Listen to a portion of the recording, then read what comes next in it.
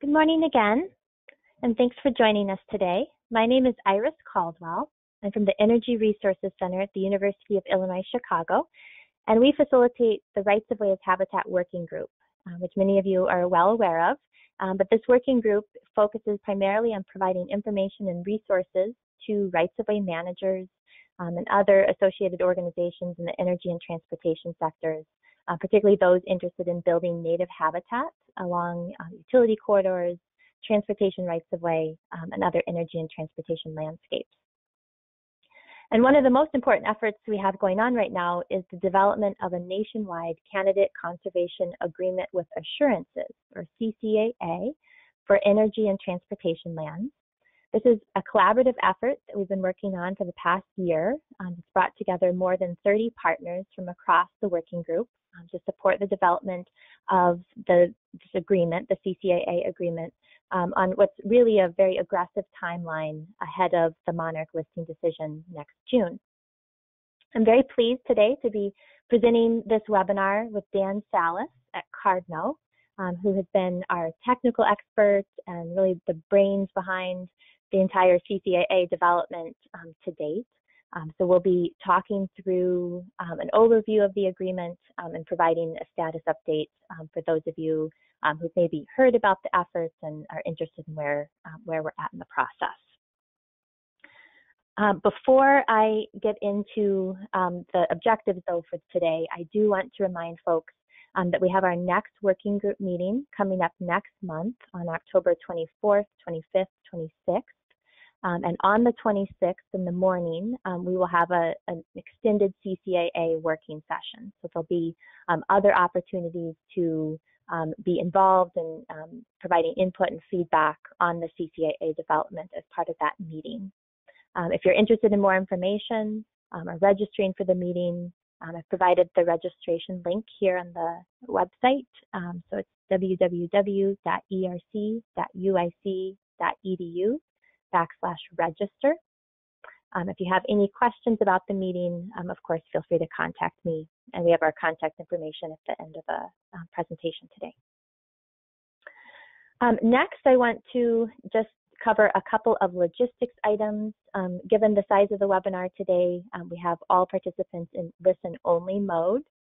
So if you're experiencing any sort of technical difficulties with audio or otherwise, please chat those into the chat box and we'll respond as quickly as we can. We've also built in time at the end of the presentation for questions and discussion. Again, since everyone's in listen-only mode, you'll have to pose your questions in the chat box, but we'll be tracking those throughout the presentation today. And again, we'll try to address as many as we can at the end of the presentation. So throughout the presentation today, again, feel free to submit questions and we'll get to those at the end. We also have throughout the presentation this morning polling questions. So we'll be looking for your feedback throughout the presentation. And so be ready to be engaged when we get to those points. So as far as providing objectives for today, our hope is to really help define and clarify the purpose of a candidate conservation agreement with assurances. So provide a little bit of information about what the agreement is and how it works. More background on why we're pursuing a CCAA, particularly for energy and transportation lands. What it actually means to be a part of a CCAA. What are you committing to do? And what coverage do you get being as part of the CCAA? And then lastly, what are the next steps and how can you get involved? By the end of today's discussion, we hope that you'll have a better understanding of the progress that we've been making on the Monarch CCAA since our last working group meetings and other updates that we've provided to the working group. You'll have a better understanding of the process and the general requirements for participating in the CCAA. And you'll also have a better sense of how to support the CCAA as we're moving into the final development stages. So to begin with, what is a candidate conservation agreement with assurances? Well, first off, it's it's a voluntary agreement. That's important to note. So it's voluntary between non-federal property owners and the Fish and Wildlife Service that's designed to address concerns about providing conservation for a species if that species may be listed in the future. And so what that means is by voluntarily committing to certain conservation measures that provide a net conservation benefit to that at-risk species and addressing key threats that are under the property owner's management control, then the service will provide assurances that no additional conservation measures or restrictions beyond those that are outlined in the CCAA would be mandated if the species becomes listed. So it really incentivizes early adopters and early actors to implement those conservation measures, but again, on a voluntary basis. Why are we even considering the development of a CCAA at this point? Certainly, many of you are probably well aware that monarch butterflies have seen a significant decline in their populations over the last several decades. That has prompted the Fish and Wildlife Service to perform a species status assessment, and they are in the process of making a listing determination, as I mentioned at the beginning, that we expect will be made by June of 2019, so next year. The value of having a CCAA in place ahead of that listing decision, for one, it is being considered as part of the listing determination in terms of the work that's being done on the ground ahead of that listing determination.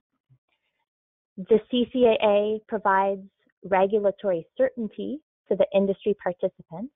You define the conservation measures and actions that are within your management control and that you would like to adopt.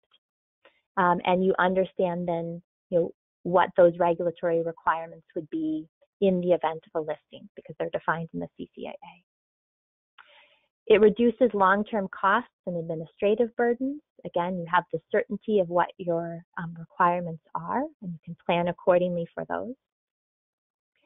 It helps streamline potential Section 7 consultations, again, by outlining the conservation measures and impacts in the CCAA. And being involved in this collaborative effort certainly has gotten a lot of public attention and interest and provides a really strong opportunity to demonstrate your leadership in conservation in this industry. There's several reasons that we're also taking a partnership approach. It's possible to go out and develop a CCAA as an individual organization and enter into that agreement directly with the service. But the approach that we're taking is the development of a programmatic CCAA, which is a collaborative agreement that would have, and we'll get into the details, but it would essentially provide kind of an overarching agreement for individual organizations to participate. So by having this programmatic overarching agreement, it provides a mechanism to broadly demonstrate what industry is contributing kind of as a whole. It provides a more flexible mechanism that has wide applicability across different industries. So again, we're focused on energy and transportation sector operations. It helps gauge, again, at a broad level, what the potential impact of the conservation efforts and measures being implemented by the energy and transportation sectors, and what that impact is. By working and developing the CCAA together, we're reducing redundancy in effort and cost, and overall improving the quality of the CCAA. So it dramatically streamlines the process. And in doing so, it provides a partnership value for everyone involved. The service in terms of the coordination work that they have working with industry participants in terms of working through the elements and the requirements of the CCAA. And then lastly, it also addresses the concern of the service's capacity. If there's a huge rush of interest in CCAAs that the service is having to respond to, there may be limited resources available to respond to everyone's request. So there's value in the economies of scale working together. I'm now going to turn things over to Dan to talk a little bit more then about the programmatic approach and kind of how we're structuring the CCAA. All right, great. Thanks, Iris.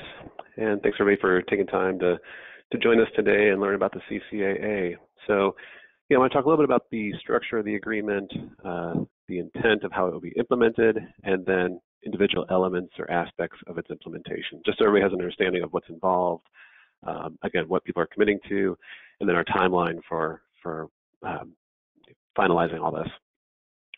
So, as Iris mentioned, there's a lot of benefits to us working in partnership on this. And so as we think about the CCAA, as we thought about this from the onset, we really wanted to consider the approach to take. We talked about doing it individually, which, we quickly realized there's a lot of overlap between different partners and the activities that we do. So there's benefits of partnership just inherently. So that poses two options, an umbrella CCAA or programmatic. And I'm not going to spend a whole lot of time on this, but just as these diagrams show, there's sort of two different sort of breakdowns of what those look like in terms of administration of those agreements. Under an umbrella, partners receive permits and approvals directly from Fish and Wildlife Service and also submit their applications to the service that way. Under programmatic, there's a third-party administrator that basically operates as the program manager, the agreement administrator on behalf of the partners, and then therefore coordinates directly with the service to do that. And so as we talk through this, we are pursuing this CCAA right now as a programmatic CCAA with the Energy Resource Center at UIC as the programmatic administrator, the third party holder of that. And so, I think we've seen a lot of collaboration through the partners over the development of this agreement. We've seen a lot of benefits through that in terms of information sharing, building consistency, and so on. And the push for us taking that route too was this capacity issue. There's a concern that if we develop an umbrella where the service has to review and support individual applications, that could really be detrimental in terms of time and be a constraint on getting approvals in time. So having one programmatic provides one application under which everybody can sort of be included within, and then therefore it streamlines that review and approval process.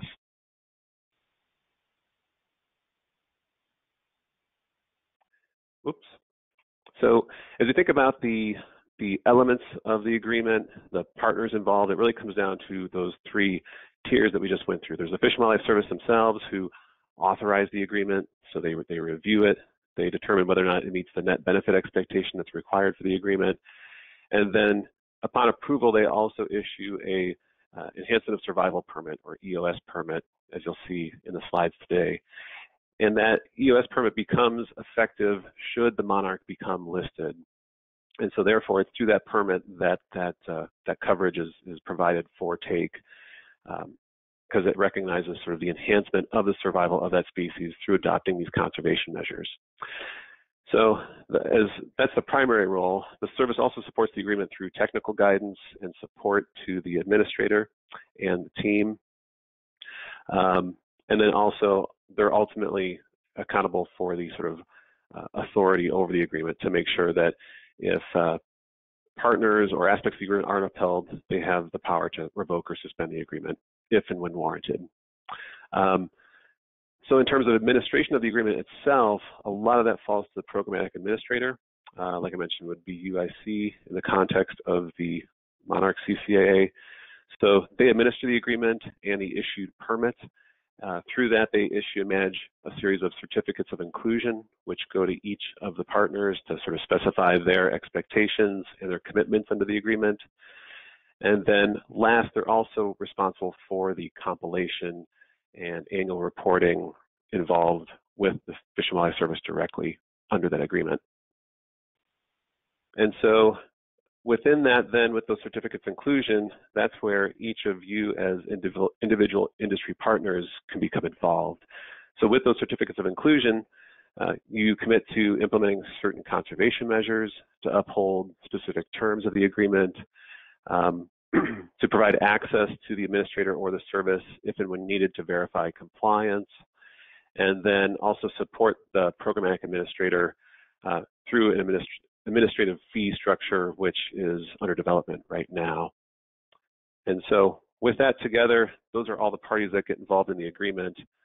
As we think about how that works on the ground in terms of a process, here's sort of a high-level overview. So we're developing this agreement currently, upon which once it's drafted and finalized, it'll go to the service for full review, including public notice, public comment, and so on. Once that process is gone through and the agreement is finalized, the service will authorize that final agreement and issue that permit. That then is issued to the programmatic administrator, who agrees to uphold that agreement and signs off on the final version of that. And then at that point, that administrator can enroll partners into the agreement and the specific terms of the agreement through these certificates of inclusion. And so in that process and at that time, partners fulfill their applications, they define their commitments, what they're going to do on the ground, and provide that to the programmatic administrator. Once that's approved by the administrator, then the partners are authorized then to implement those measures, conduct tracking and monitoring required through the agreement to verify that compliance is upheld, that net benefit that we're targeting with the agreement is provided.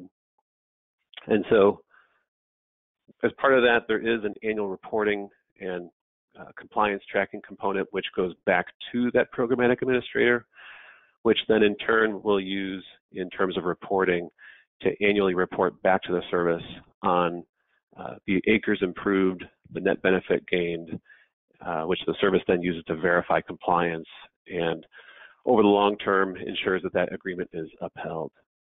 So we'll talk about some specific aspects of that here, but in terms of the overall approach and structure, wanted to highlight that for everyone.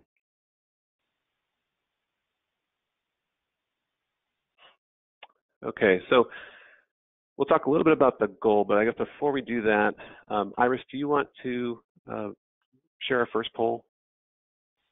Sure, yes, let's go ahead and do that. I meant to do this earlier, folks, but we're curious, to get a sense of who all we have in the audience to help frame our discussion as we move forward. So I'm going to pose a question to get us a better sense of which sector you're representing. So select one or all, depending on who you represent.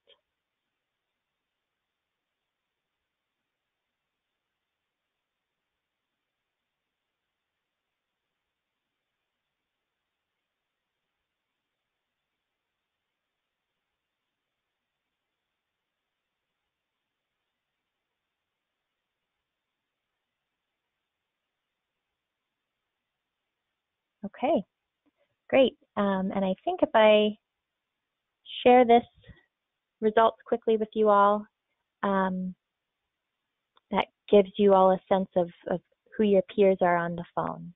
So thank you for your responses. Okay, Dan, we can move on. Thank you. Sure, thanks. And thanks everybody for chiming in there. Yeah, we'll have a couple other polls as we go through this, but this is helpful for us as we talk through these, as we share examples, and again, understand the various perspectives that you all bring to the webinar here. So as I mentioned, right, the CCAA is inherently targeted towards net conservation benefit. It's a candidate conservation agreement. So we're looking at how we can conserve the species through a partnership, in this case for the monarch, to improve habitat ahead of the listing. And so as we've been working with partners over the past several months, we've been developing this goal, which we have here, that the CCAA itself will enroll up to 6 million acres of energy and transportation lands, contributing over 100 million stems of milkweed and 1.2 acres of monarch foraging habitat over the coming decades. And so those numbers are based on participation we've had to date and envisioned within the agreement, allowing for additional growth that is beyond what we expect at this point as well. And then those counts in terms of expected contribution of milkweed stems and foraging habitat acres come from some of the literature out there regarding things like All Hands on Deck, the Fogg-Martin et al. Paper that targets stem contributions given certain land types, as well as, again, acres targets based on adoption rates and such. So we're hoping that this plan overall will have a large contribution to conservation collectively across the nation. And it's really been exciting, I think, for all partners involved to be a part of that.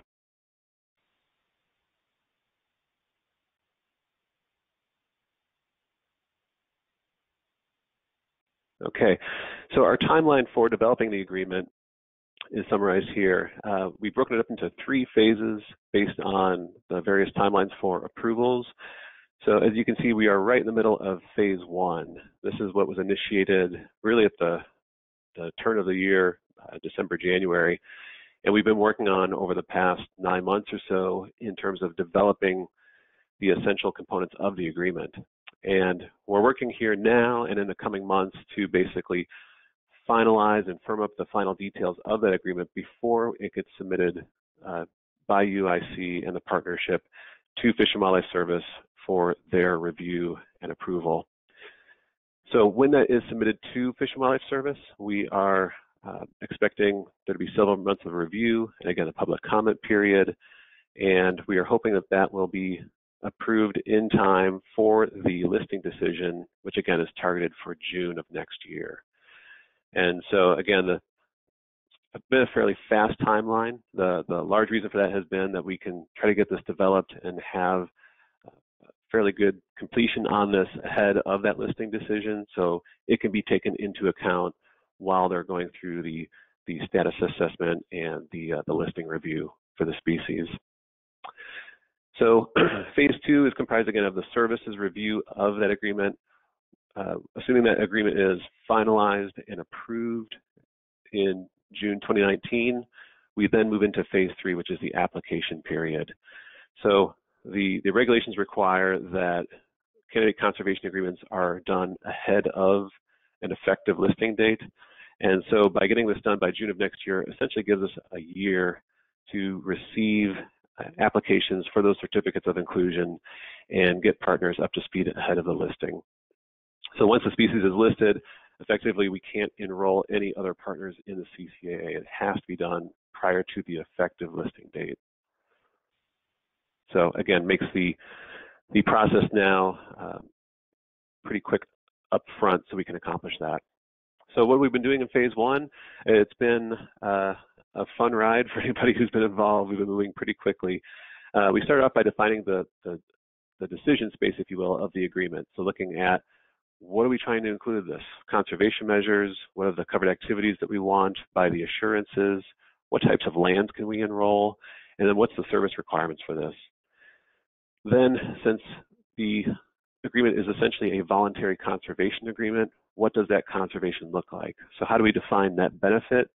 What is the overall contribution that this agreement can bring, hence that goal that we just shared? And then last, how do we actually implement this? So what are the requirements for monitoring, for tracking, for reporting? How are those assurances provided? And then what's the process for applying to the agreement, for modifying the agreement, and making it an implementable agreement for everybody? And so as we take all that, we are finalizing the documentation. This is the stage we're in now where we have a draft prepared. The team is reviewing that, and we'll be finalizing that along with NEPA documentation and the application templates ahead of the agreement submittal to Fish and Wildlife Service.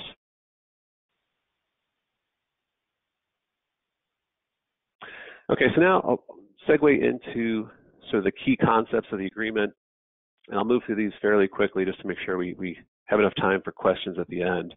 But briefly, we'll talk about what lands are eligible, what you're required to do, and then what coverage do you get by participating in the agreement. Okay, so lands that are eligible. One of the the big concepts within the CCAA is this concept of enrolled lands. So what lands can you enroll in the agreement itself? And so again, we are broadly envisioning an agreement for energy and transportation lands. And by lands, we're considering lands that are either owned, leased, or managed easements by the partners that are involved. So they have some degree of management control over the lands they work in. Those are within the covered area, which is essentially any energy transportation lands within the range of the monarch butterfly, which is essentially the lower 48 states of the U.S. And those partners that are identified by those signed certificate of inclusions of the parties. Again, the parties being Fish and Wildlife Service, the programmatic administrator, and the partners. And so as we think about enrolled lands, we have this diagram on the side which sort of envisions, again, sort of in a highway or roadside context, how we envision this. So enrolled lands, looking at number one, is essentially the full extent of lands that we're seeking assurances or, again, incidental take coverage for the species should it be listed, and where we're also implementing conservation measures. So in the context of a road, this is essentially fence to fence in terms of right-of-way. It includes the paved areas, the mowed clear line areas, as well as the unmanaged natural vegetation areas. So then within that context, areas that we consider within the agreement in terms of like number two is where partners can implement active conservation, where they might do things like timed conservation mowing to avoid impacts, where they might do invasive species control, targeted herbicide treatments, removal of dense woody vegetation, those types of things. Contrasted with number three, which is the remainder of sort of idle, suitable habitat that's out there. One of the aspects of the agreement is that it recognizes that rights-of-way play a large role in just protecting, preserving, and sustaining suitable habitat out there in the landscape for monarchs. And so those contributions are recognized within the agreement by recognizing that we have areas that are maybe idle in a given year. We're not doing construction, we're not mowing them down mid-season, we're maintaining those areas out there, and those are providing habitat in and of themselves. And then last, we are considering sort of permanent loss of habitat as well, as that figures into the contributions that we're making through the agreement. So for number four, we're considering those small areas where we have losses such as that. Okay, so a little bit about conservation measures. So conservation measures within the agreement are defined by key threats which are in the management control of partners. And so one of the inherent requirements of the agreement is that we address key threats of the species itself. For monarchs, it basically boils down to three key threats associated with rights-of-ways in particular. There's other key threats for the species, but the three that are associated with rights-of-ways as well as owned lands for energy transportation is general loss of habitat, so conversion to some other type of land cover, loss or degradation of habitat through herbicide use, and also loss or degradation of habitat through mowing. And so, again, for monarchs, they need a variety of floral resources throughout the year for nectar sources. They also need milkweed for breeding purposes and larval growth. And so we need to provide lands that address threats to those aspects on the ground through the implementation.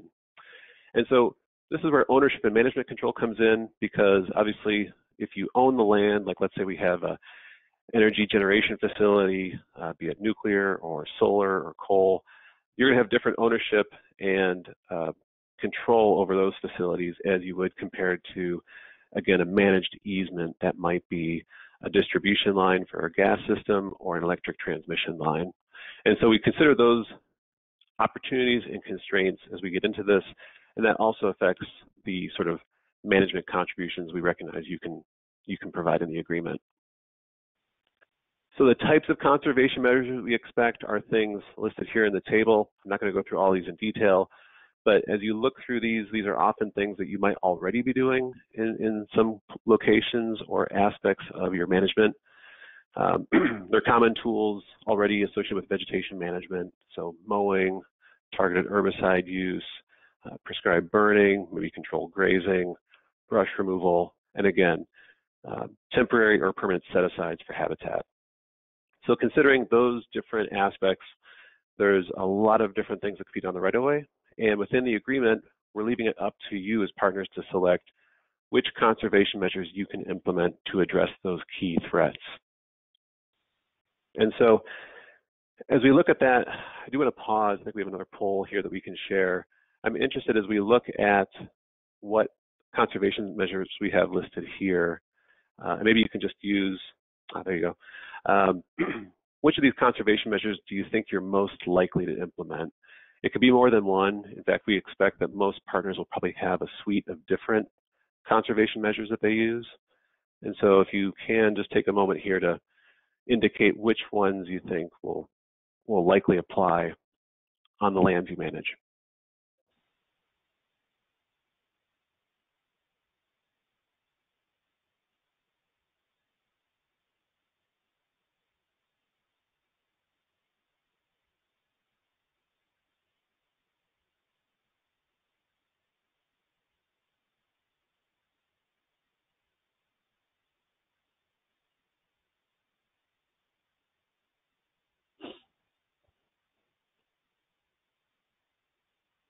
Okay.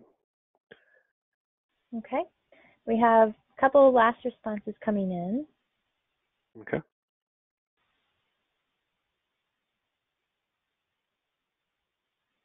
Okay, and here I'll share the results.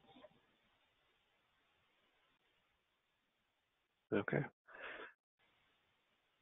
So yeah, seeding and planting, conservation mowing and brush removal, those are big ones. Conservation mowing, I think, is a large one for a lot of the highway, the DOT partners. Yep, incorporating IVM into your operations. Great. Great, well, thanks for your input on that. Okay, so aside from what needs to be done, the next question is, well, how much of it do you actually have to do? And so that's where this concept of adoption rate, which you may have heard in the context of monarch conservation, comes into play. And so that's where, for the purpose of the CCAA, we've looked at the concept of adoption rate as the ability to establish the minimum net conservation benefit we expect partners within each sort of subsector that's included to contribute. And so adoption rates we're considering to represent the percentage of the total enrolled lands on which conservation measures can actually be implemented to enhance monarchs. And that takes into account the potential habitat loss, the permanent habitat loss that we expect to occur on these landscapes, the species conservation targets. So there's been efforts like the All Hands on Deck paper, as well as like the Mid-America Monarch Conservation Strategy, and other efforts that have set species conservation targets in terms of, you know, within rights of ways and energy transportation lands, what can be done.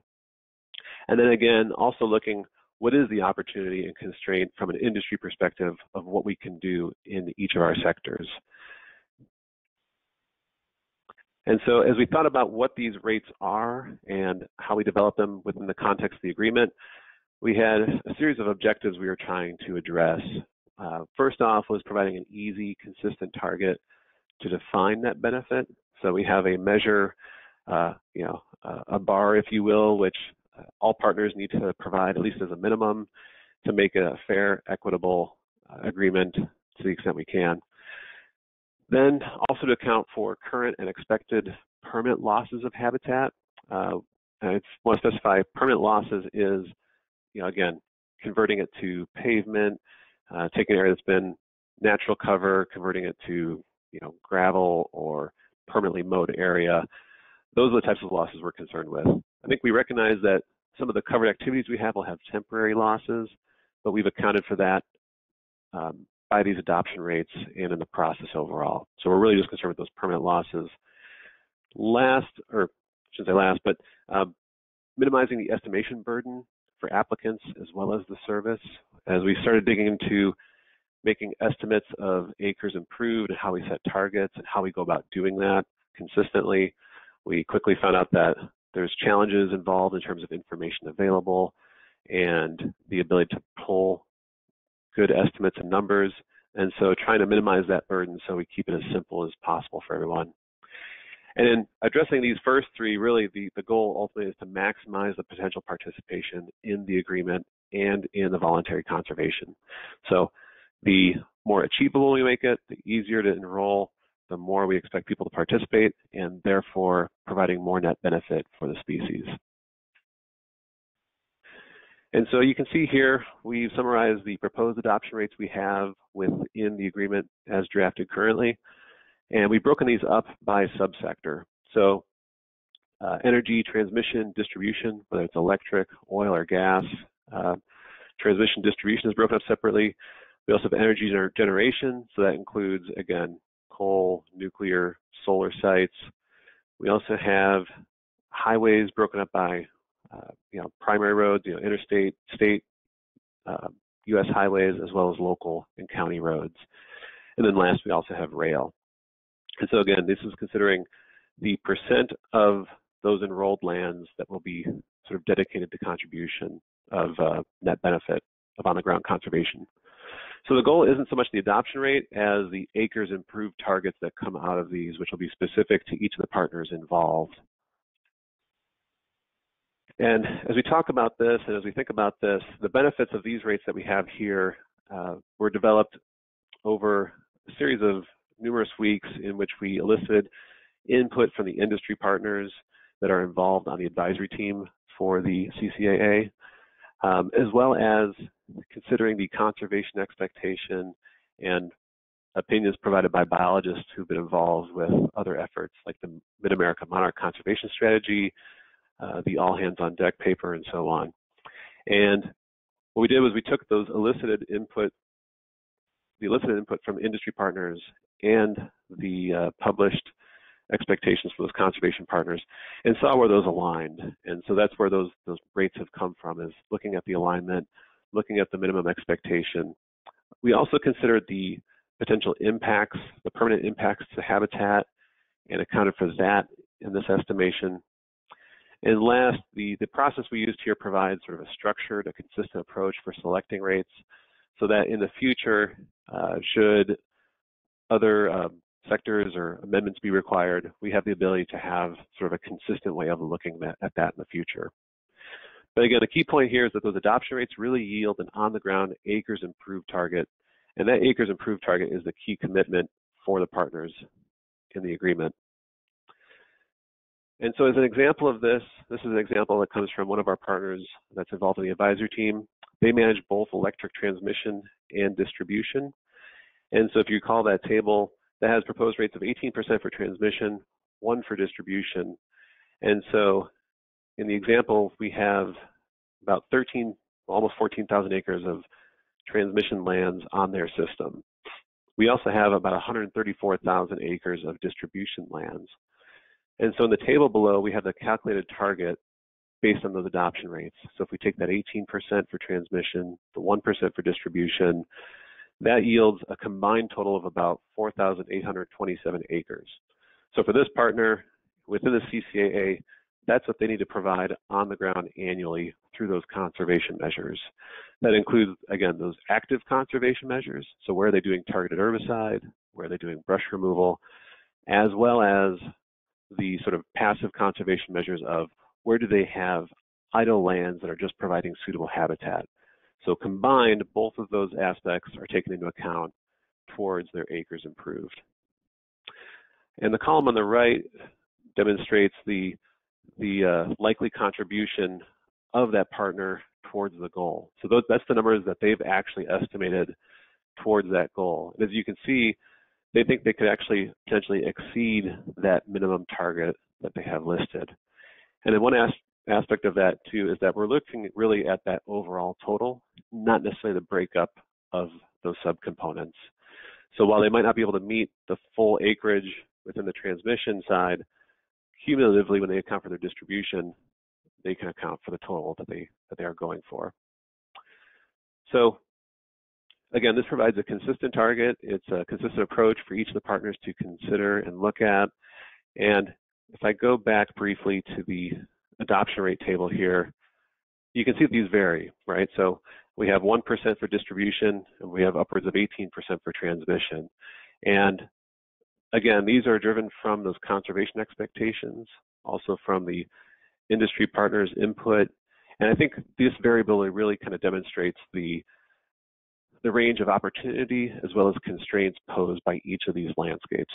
So some rights-of-ways are in more developed areas, so there's less opportunity, such as distribution. Whereas, in the case of transmission, where you have large rights-of-ways going cross-country, there's more open space, more green space that can be managed for the benefit of species. And so that's where you see that range of variability across rates. And so with that, we have another poll for you here. Want to ask, based off of that, thinking about your own organization, the lands you manage, think about how likely are you, based off of what we just presented here, to think to achieve those those proposed adoption rates. So just looking for a gut feel from some of you, we've based these off of partner input to think of what's achievable to them. So we feel like these rates are broadly achievable for each of the partners. And for those of you who are just seeing this for the first time, thinking about your rights of ways that you manage, the lands you have available, do you think those proposed rates for the lands you manage would apply?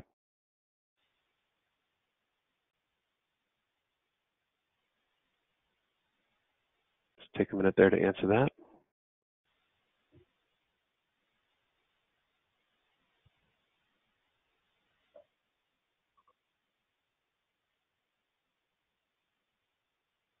Okay, we have just a couple more responses coming in.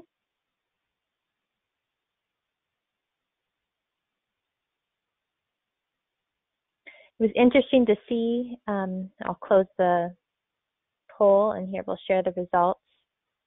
Starting off, there was a surge of definitely, but it seems the uncertain took over in the end.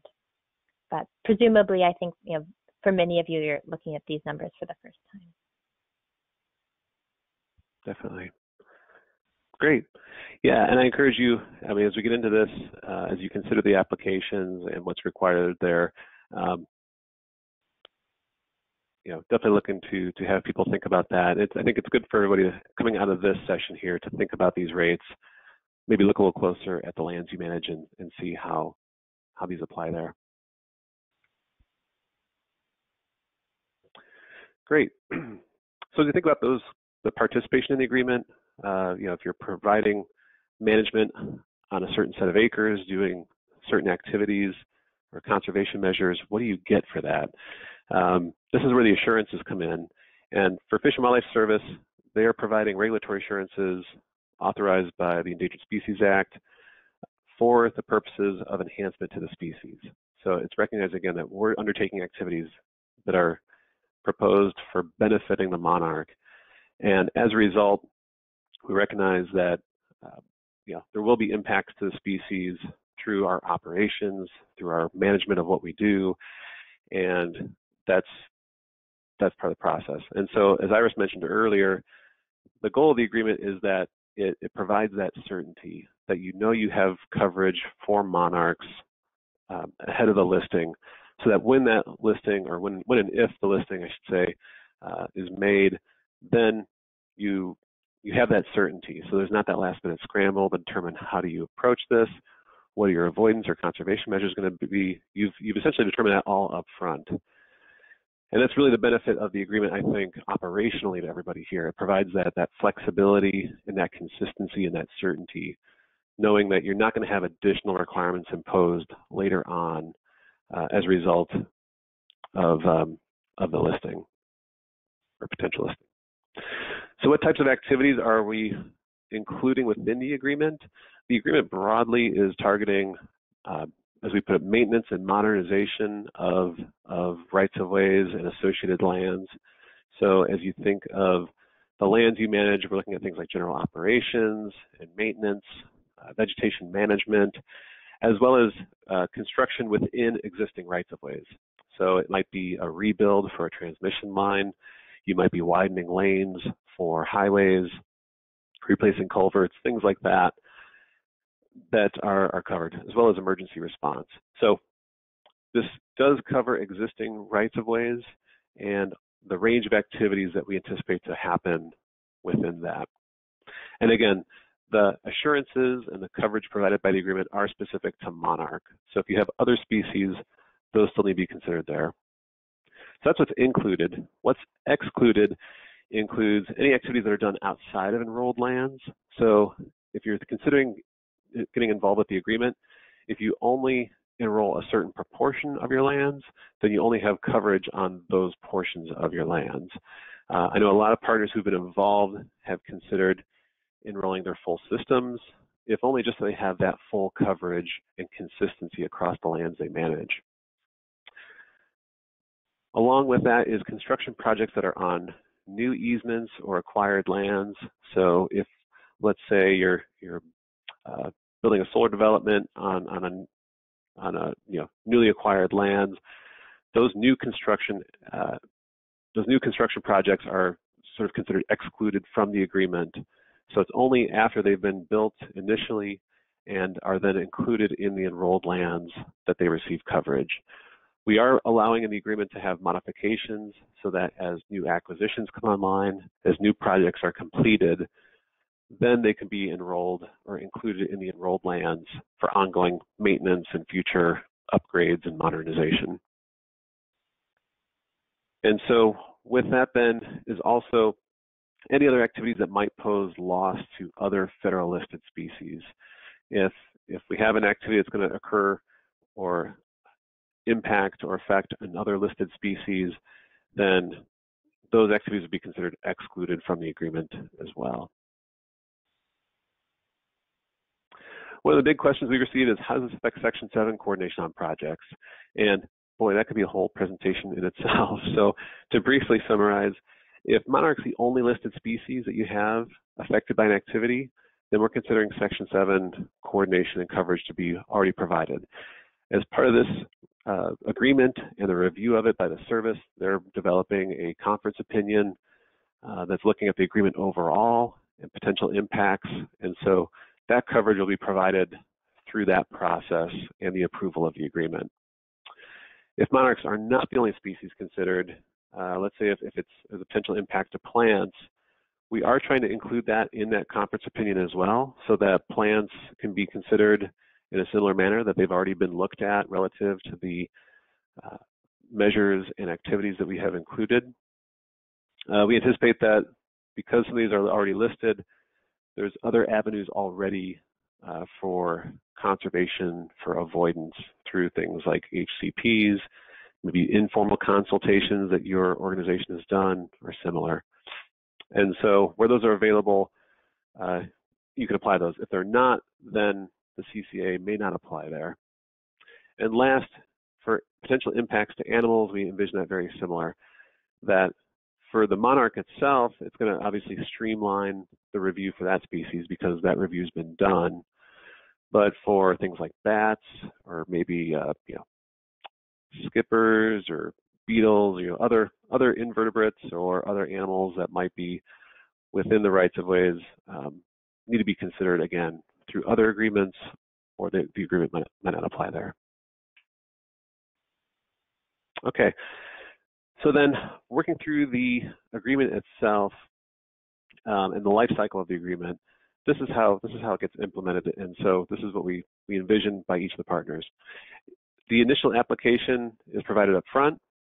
Again, once that's approved, you get into implementation, which involves tracking, monitoring, reporting, and then based on those results, we have ongoing adaptive management strategies included that allow us to consider changes or, again, modifications over the life of the agreement.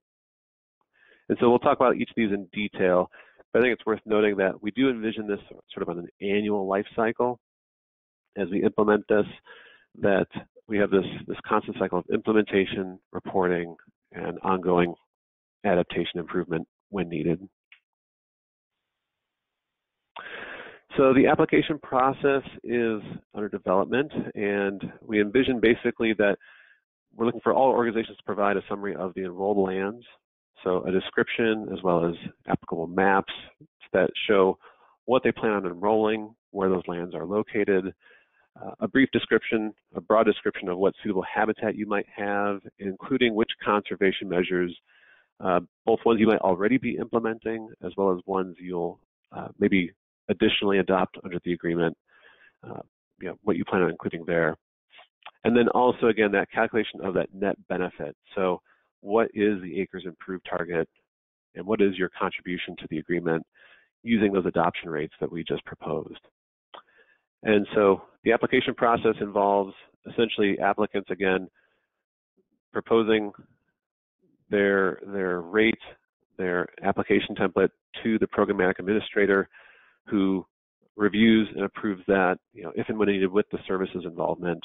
But otherwise, if it fits the intent of the agreement, you have approval, and under that certificate of inclusion that you receive, you have the coverage and the commitment to the agreement. Implementation itself is going to be determined ultimately by each of you and your own internal organizational needs. So I think consistently across the board, you're going to have to look at, again, identifying the key decision makers within your organization and teams. So who's going to be in charge of implementing this, tracking it, reporting on your contributions, and managing it for your organization? You have to educate and train those teams to do proper implementation and tracking, as well as defining those internal expectations on when that's done, how it's conducted, who's doing it. As we think about tracking, reporting, one of the questions are, how frequently do we have to track activities? For the purposes of CCAA, we are really just concerned with tracking conservation measures. So when and where are you implementing conservation on the ground? Any one of those measures we talked about before. We are looking at that being done on an annual basis to verify annually that we have compliance, and again, the net benefit expected. The scale at which we're doing that can vary. So we're not expecting partners to necessarily go out and put a GPS point in every single location that they've spot sprayed, or draw a polygon on every single section of right-of-way that they maybe done conservation mowing on. Intend for sort of programmatic activities, if you will. So as a DOT, if you've instituted conservation mowing as a policy or a statewide effort, you can track that activity at a statewide basis. So if you know the number of acres you've done that, you can report that in aggregate as one activity. So at a minimum scale, we're looking for a statewide activity, and especially for partners that have lands across multiple states, that's the minimum expected. And then obviously, when and where you can, if you have site specificity for what was done where, we would like to have that tracked, again, when and where you can. As far as how do you track that, we envision several options. The Rights of Ways Habitat Working Group is developing an online geospatial database that will have tools that will allow partners to track activities that way. There's also the Monarch Conservation Database, which may or may not be active at the time this becomes approved. And so if that's available, that's another avenue. That's an avenue currently available to all of you to track activities. And then last but not least is the CCAA tracking sheet. This would be sort of like an Excel spreadsheet that has similar fields to the previous two options, which can then basically be managed by you and then provided, again, to the programmatic administrator so that can be compiled during end-of-year reporting. So they'll all be consistent in terms of the information required. It's just one has that spatial component and one does not. And so again, the ultimate purpose of tracking is to demonstrate your contributions to that net benefit goal, that acres improved target, which you obtain from those adoption rates. If you can meet or exceed that, that is preferred, and we are encouraging partners, if you exceed that minimum target, we definitely would like to see that too. So on one hand, we have this compliance tracking. The other hand, we have effectiveness monitoring. So one is, yes, we've done conservation measures. We know where those are, the extent of which we've done those. The effectiveness monitoring informs sort of, once we've done that, do we actually have habitat on the ground in these areas where we're managing? And so As we've looked at effectiveness monitoring, we've tried to come up with a protocol and a process that's intended to be conducted by anybody working in the field. So any personnel that are out there for other compliance checks, maybe conducting work for other projects or maintenance needs, and that we have a protocol that can be done really at any time of year. So we're not constraining it to a certain 2-week period within the middle of summer, but we have this broadly open and available to be done at any point. And then we have here about pre-post treatment points that those can be captured. That's not required, but obviously if you can show changes in areas, that's always preferred. We also want to allow flexibility for other protocols that partners have. We recognize that there's protocols out there from the Monarch joint venture, from Xerces, and even some of you as industry partners that you've developed on your own. And so we don't want to replace those. We just want to have sort of the baseline minimum expectation here, and then allow for you to implement those additional protocols as they inform your management. So the two key measures of effectiveness within the CCAA come down to, again, do we have suitable habitat on the ground? And so first is, do we have numerous milkweed present within the sample area, within the activity area? And then second, do we have greater than 10% cover of nectar plants present within the activity area? So again, the milkweed is there for breeding habitat needs. Nectar plants are there for the foraging habitat. We're looking for one or the other to be present in those areas where we've performed conservation measures. So you don't necessarily need both because, again, under a nationwide agreement, geographically, we're not expecting to have milkweed everywhere, but we at least want to make sure we have foraging nectar cover available for that species, as they're migrating. So for annual compliance reporting, we're looking for partners basically to summarize that tracking that's been done, so taking their tracking method, what's been implemented, and a little bit of information on how did it go, whether issues experienced, difficulties encountered, those types of things. Did something maybe not go as planned? We want the tracking sheet that shows, again, that overall contribution, and then also, again, the sort of narrative of just any challenges encountered. If everything went according to plan, that's great. We want to know that, and just allow partners to weigh in on the actual implementation of the agreement. The effectiveness monitoring, we're looking to have that summarized. So again, given those two variables, where it's been monitored, what was done, what were the results in aggregate, and then identifying also whether or not any of these adaptive management triggers have been encountered over the course of implementation. So in the agreement, we have a series of adaptive management targets noted and resulting actions based on those. And then this is also where, through those annual reports, you would note modifications to the agreement. So if you've recently completed a large construction project and you now have new rights of ways or new owned lands that have construction completed, then at this point you can enroll those into your enrolled lands and thereby have the coverage in those areas, and also add in the conservation measures that you will additionally adopt as a result of those added lands.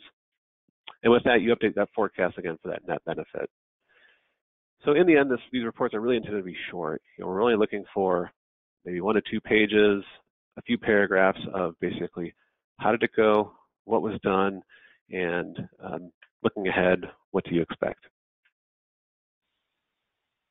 The reporting cycle, again, under an annual timeline, we envision implementation and tracking to happen concurrently, really throughout the year, over a calendar year. And then at the end of that calendar year, we're asking you to compile that tracking, that short report, provide that to the administrator, who then cumulatively aggregates all of the reporting from the partners and submits that to the service for the annual compliance report by the end of March. So to help break that down a little differently, think about things that you need to do as partners and when do you need to provide that by. We have a table here that sort of demonstrates, up front, there's, again, the application, which is once done at the initiation of the agreement. There is revisions. So again, as enrolled lands are modified over time, those certificates of inclusion will then be revised or updated with each of the partners. And then other aspects are really done annually. So looking at conservation measures, tracking, monitoring, and reporting, that's done on an annual basis. We do have some allowances in the agreement in the cases of like effectiveness monitoring, where you can opt to report on that up to every 3 years if you'd prefer, but you still have to meet that annual expectation in terms of number of samples and level of effort involved to do that.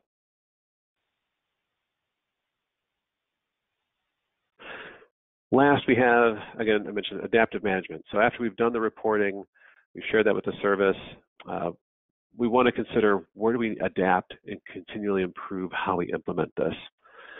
The CCAA itself envisions a 50-year time frame.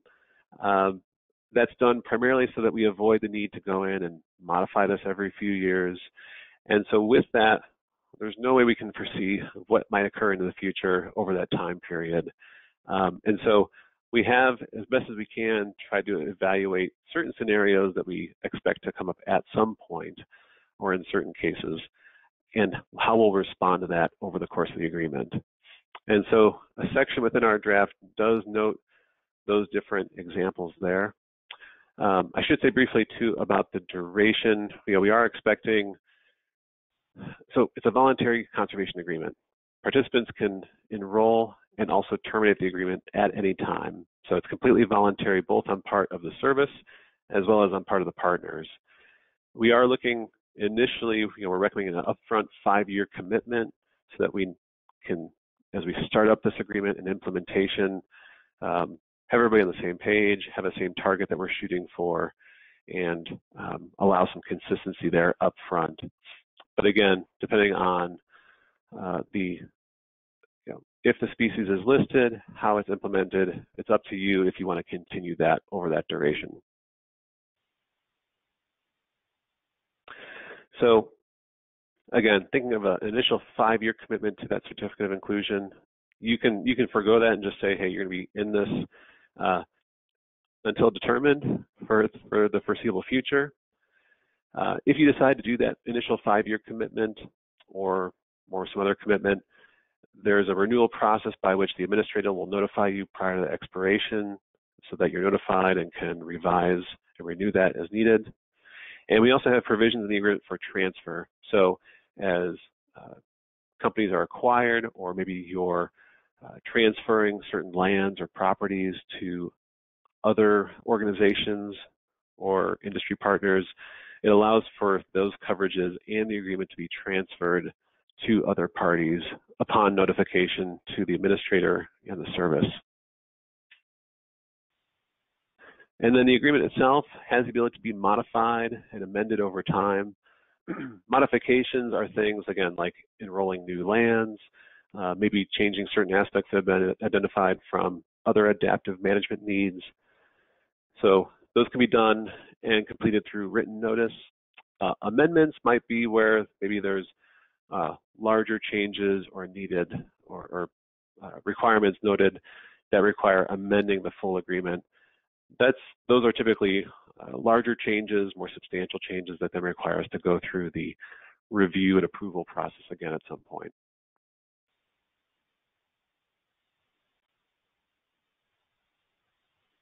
So again, that's a brief summary of the annual life cycle of the agreement here. Iris, do we have another poll to share here?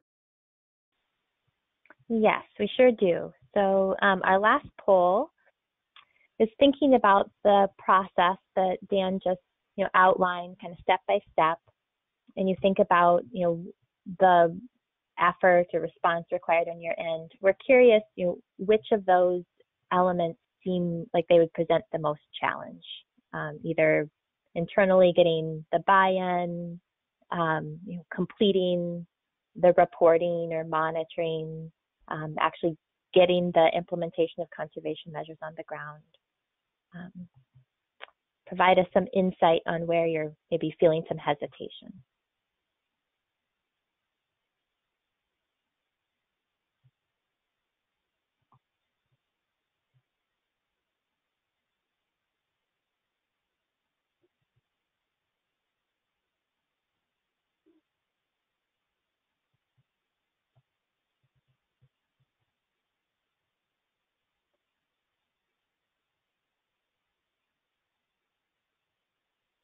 Okay, we have a couple more responses coming in.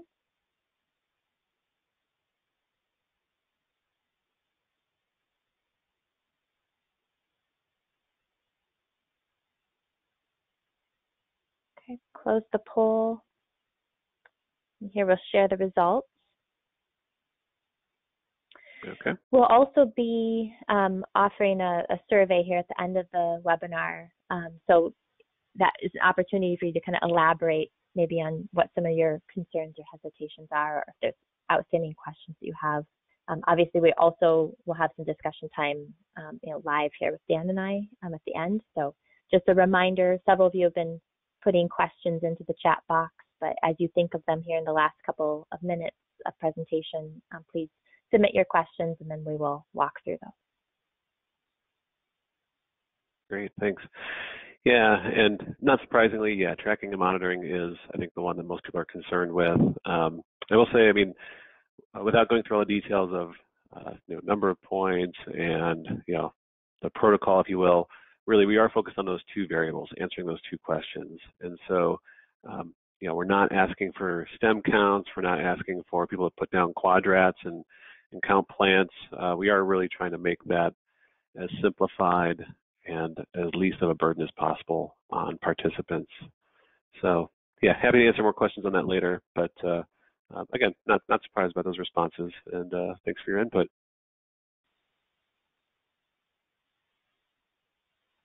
Okay, so last, where are we going from here? Phases 2 and 3 are coming soon. We are quickly coming upon the end of our phase 1, where we'll have a draft agreement available and ready for the Fish and Wildlife Service. And so we are in the process of refining the agreement, finalizing it, and completing kind of our final review prior to submittal. And so as I said, phase 2 will involve review by the service. They're going to share it with their partners, get additional input. We'll have the publication of the final agreement within the Federal Register. There will be a response to public comment on that. And again, we're hoping to have that all completed in time for the listing decision June of next year. And again, once that's available, then we're aiming for about a year's application period under which partners can finalize their acres improved targets, determine how they're going to best implement the agreement, sign on for a certificate of inclusion, and begin to implement the agreement itself.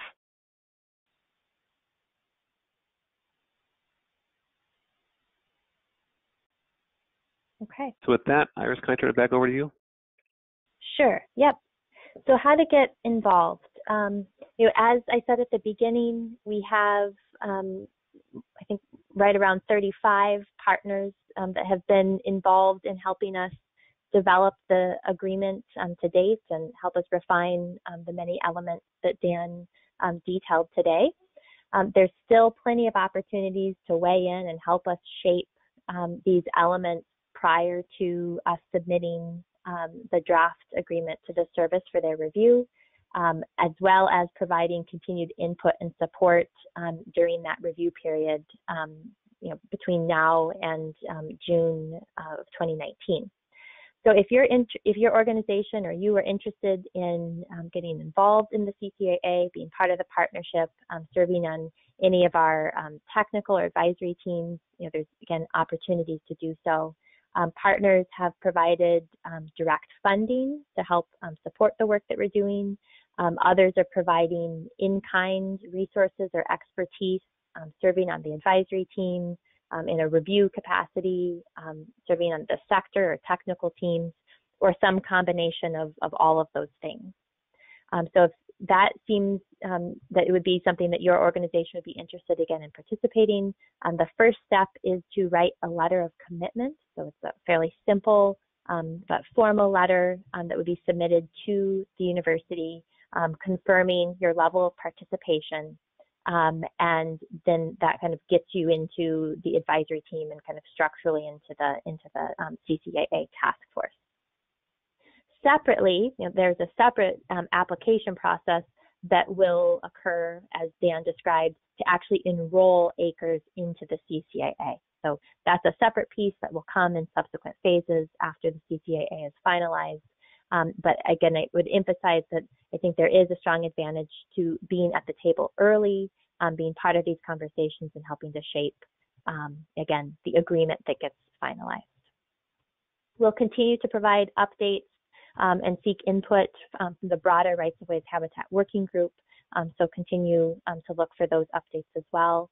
And just kind of thinking ahead to some of the questions that I've seen come in so far today, we will also be making available this webinar, a recording, as well as the slides.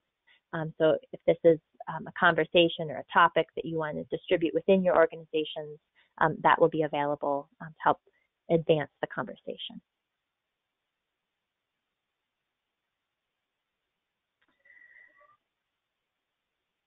Okay, so we are now at our Q&A portion of the call. Looks like we have about 17, 18 minutes here for discussion. Several questions have come in. We've also put some of the common questions that we get on the slide here. But why don't we start with some of the questions that have come from you all. So let me pull these up. Dan, could you talk a little bit about the definition of suitable habitat? So when an organization is applying or relying on certain of their lands, to meet the conservation measures targets or help them meet their acres improved target, what and who determines if that habitat is suitable? Sure. So that suitable habitat question would be defined, again, does it meet one of those requirements as defined by our effectiveness monitoring? So either does it contain milkweed, or does it contain at least 10% cover of flowering nectar plants? The 10% threshold is really a bare minimum requirement or threshold. Again, I think that we have at least enough quantity or, by inference, maybe diversity of plants there that can provide, needed nectar for monarchs.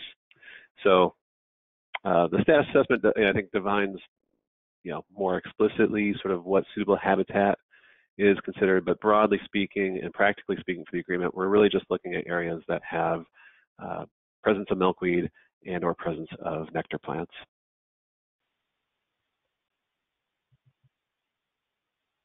Okay, thank you. Here's a question regarding federally funded projects. Many DOT projects receive funding from the Federal Highway Administration.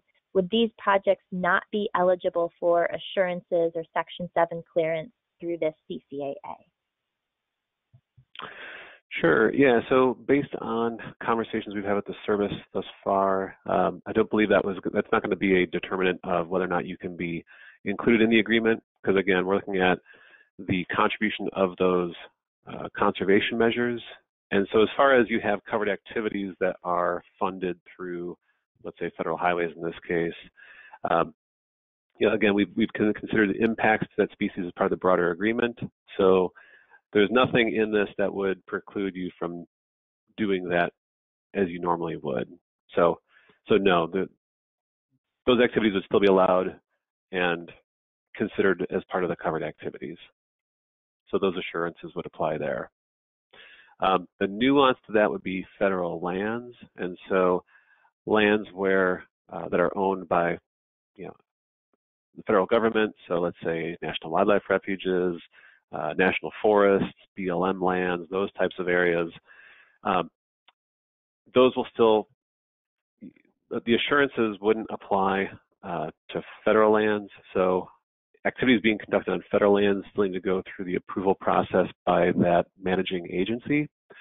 Our hope, though, is that again, the conference opinion associated with the agreement and the services authorization of the CCAA will streamline that process as it relates to monarchs. So again, the value of agreement of this size is that will hopefully, in the end, even if we don't have an assurance on federal lands, that at least streamlines the process for everybody to make it quicker and easier. Okay, thanks, Dan. We've had a couple of questions regarding how you'd go about determining which lands to enroll, which obviously is one of the common questions that we have been getting. Can you clarify a bit more, as an organization is identifying enrolled lands, is it important for them to identify the specific locations of those enrolled lands on their properties, or can they more generally identify that they're enrolling X number of acres across their system? So I believe they will want to define the location of those lands, at least broadly geographically. And I say that because, I mean, we've really been developing this agreement to account for the range of possibilities, right? We have some partners, energy partners, that manage thousands and thousands of miles of rights-of-ways across the country, and others we have, maybe site-specific energy generation facilities, or again, solar sites that are a little more discrete. But I think in the end, we really want to know sort of where you're looking for the coverage, and then where you're going to implement conservation measures broadly. So as you look at, or as you consider what lands you want to enroll, I would think first off of where would you like to have that regulatory coverage for the species. I think that's a big driver for a lot of partners in considering how much enrolled land to include. And then I think you also want to look at, again, sort of what extent you can implement those conservation measures across the board. And so I think those are the two drivers that really kind of push that along and help each individual partner frame up where and what they should enroll. But again, I think feedback I've received from partners and members of the advisory team thus far have been, I think a lot of those are planning on enrolling a large part, if not all, of the system of lands they manage, primarily so they can get that regulatory coverage there. And then proportional to that, they'll be able to provide those acres improved targets for those conservation measures.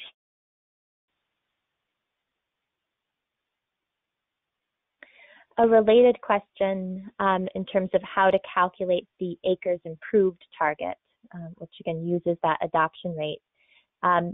Is the acres improved target based on the percentage of total owned rights of way, or the percentage of rights of way that's suitable for monarchs?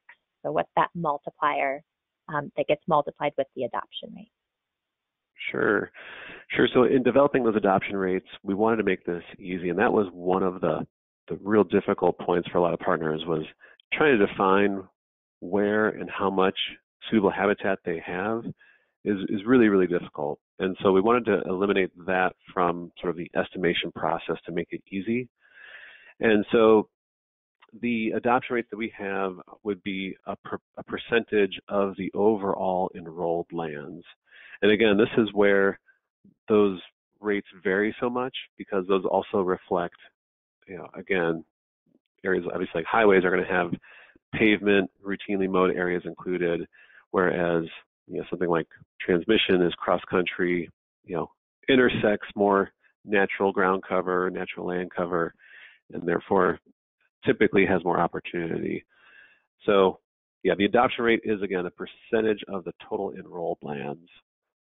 And when we were developing that, we did consider, is it percentage of suitable habitat? If we just kept it with a percentage of suitable habitat, those rates would probably be higher than what you see. So they've been proportionally notched down, considering to make that calculation easier. So that's again, one of the drivers was reducing the amount that people have to estimate, that they have to try to quantify. That was our goal there.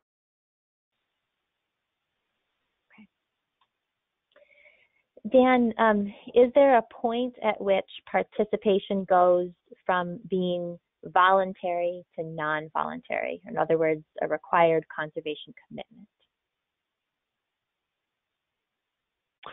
So under the agreement, you are committing voluntarily to adopt these conservation measures and uphold the terms of the agreement. I mean, inherent to the agreement, it is voluntary, so you can back out at any time. Now, let's say if the monarch is listed, if you back out of the agreement, then you lose any regulatory coverage you have, under that agreement. So that is something to consider. Conversely, and this is also one of our common questions, what if the monarch isn't listed? Because that's a possibility too. If it's not listed, you can also back out if you wish. I guess the concern there, or the topic, that this has been a point of a lot of discussion on partners.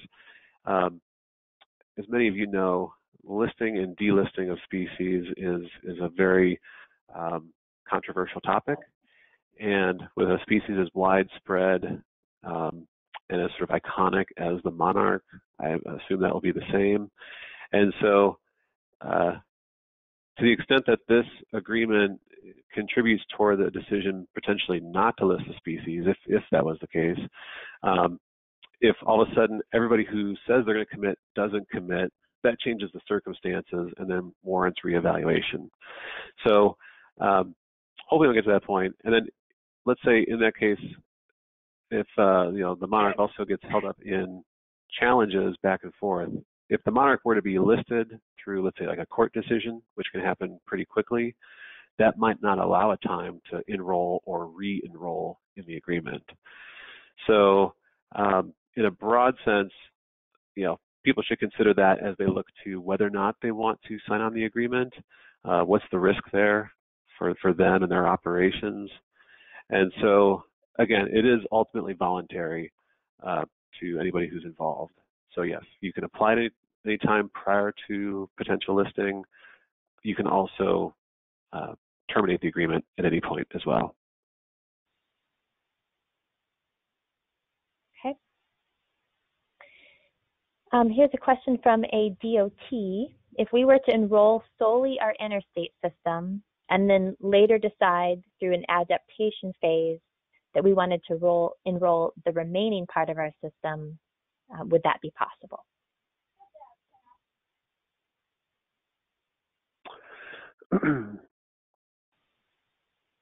That's a good question. I think, so as I understand, as we currently have it, we are, again, allowing for new lands to be enrolled. And so I think there's definitely a possibility that you could do that down the road. We haven't, I would say when we've talked about adding new lands, we've sort of envisioned proportionally smaller amounts of acreage.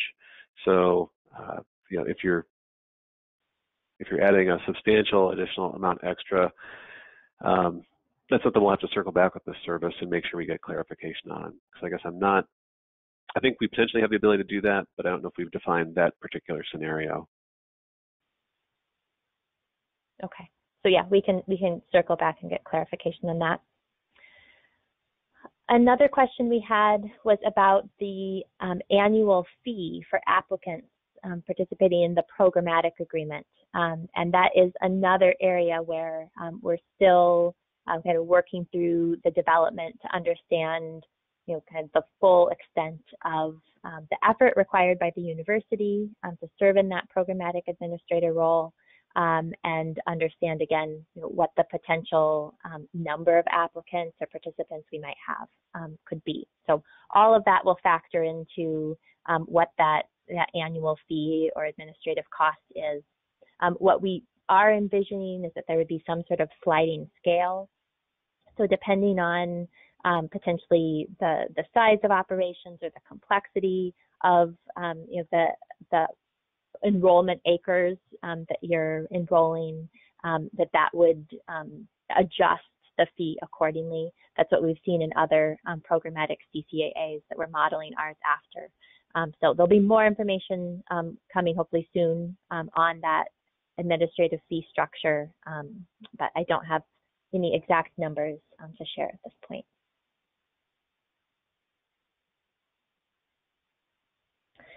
Dan, could you clarify a little bit further what is meant by the effectiveness monitoring criteria of 10% cover for flowering plants? What does that measure mean, or how would it be determined? Sure. So this is, we talked quite a bit again about the elements and the expectation for monitoring. Again, the intent is that we keep these fairly simplified as measures for participants to conduct themselves. And so with that, we wanted a simple measure that could be potentially done by people, even with sort of, let's say, minimal botanical skills, right? So we aren't generating species lists or identifying species and percent covers. So broadly, we felt, and I think we've those of you who've been involved with developing monitoring protocols have seen that even if somebody doesn't know particular species, I think most people can identify the degree to which aerially over an area, percent cover of flowering plants at that time, as well as potentially flowering. So other broadleaf species that are there, which may not be blooming at the time that they're out there, but have bloom at some point throughout the growing season. And so really that 10% target, again, is considered to be sort of a minimum expectation of what we anticipate, is sort of expected to provide suitable habitat. And so, we didn't specify time of year per se, because we didn't want to get into, constraining again when people can monitor, other than it should be done some point through the growing season, and I think preferably summer or fall, because it makes it easier since more things are proportionally in flower. But again, we're really looking at just broadly, do you have more than 10% cover? And again, that threshold was set considering that, this is a nationwide agreement, and so we're looking for metrics that would apply as well, in Minnesota as they would in Georgia versus, Colorado. So trying to have something that's broad brush and, again, a minimum enough standard for everyone to meet. Great. And again, just to further clarify, that would be a measure that would be determined on a site by site basis, not kind of averaged or estimated over your entire system. Correct. Thanks. Yep. There was a question about our similar efforts, referring to the CCAA, being developed for other sectors, in particular thinking about the agricultural sector, which presents some significant threats to monarchs. So as far as I'm aware, there has been some initial conversations and discussion with the service and agricultural stakeholders to think about modeling a CCAA, frankly, somewhat based on kind of the approach we've taken here. So I know that discussion is ongoing, although I'm not entirely sure what the status of that currently is. I'm not aware of another monarch CCAA, certainly not one as broad covering as this one for other sectors either. So I think this is really an innovative opportunity and effort that has gained a lot of attention, I think, given its broad coverage, the range of participants and partners, the geographic extent, so forth.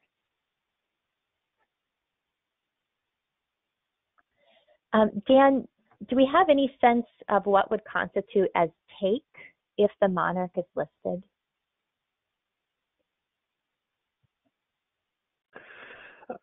So we are going through and helping support the service as they're starting up their review of the agreement and consideration of impacts. So we are sort of in the process of defining that. Broadly, again, in terms of the agreement, we're thinking of overall what is the potential loss. I mean, certainly there's take to individuals through some of the conservation measures and the covered activities. And so we are considering that, but you know, I think the rationale or the thinking that we have at this time is that many of these activities that we have as covered activities, as well as conservation measures, are things that are already occurring to some degree on the lands that we manage. Maybe not as much, especially conservation measures, but certainly the covered activities are things that we're just doing already as part of operations. So we already have a certain measure of loss there. This is where the adoption rate really comes in handy, because we're saying, well, we're going to continue to do the things that we do because we need to, right, to maintain the infrastructure that we need across the country. But above and beyond that, we're going to have this added benefit through conservation. And so those temporary losses of habitat are sort of worked in already, if you will, to the adoption rate. And so that's where our adoption rates then consider also that added permanent loss of habitat. So areas that are, again, meet those two criteria, or one of those two criteria, that are permanently lost, we're accounting for that loss, that degree of loss, with those adoption rates. So yeah, I think they're still going to consider take as they do other species, but within this context, that's how we've accounted for that within the agreement. And then again, we're working on the Section 7 consultation for the overall agreement at this time, which will provide more details. Okay, thank you. We have just a couple of questions remaining. I think we've been able to get through most of them, though. So I think what I will do, I'm just looking at the time here, is we'll plan to follow up with those of you who we didn't answer your questions directly. We'll follow up afterwards individually. But here, just in our last couple of minutes, I want to especially thank all of the partners who've been engaged so far. So if any of you are on the phone, thank you again for your support and engagement in the development of the CCAA so far. Again, would not be where we are without your involvement. So thanks again to our partners. Here is our contact information, myself at the University of Illinois Chicago, Dan with Cardno. Please reach out to us if you have follow-up questions or would like to discuss any aspects of the information we covered today. If you're interested in getting involved in the CCAA task force and the development of this agreement, again, we'd love to have you as part of the project. So please don't hesitate to reach out to us. As I mentioned before, we will be sharing slides from this presentation as well as the webinar recording, and we'll be making that available by email as well as on the Rights of Way as Habitat Working Group website. So look for an email from us regarding those points, and we look forward to talking with you in the future. Thanks again.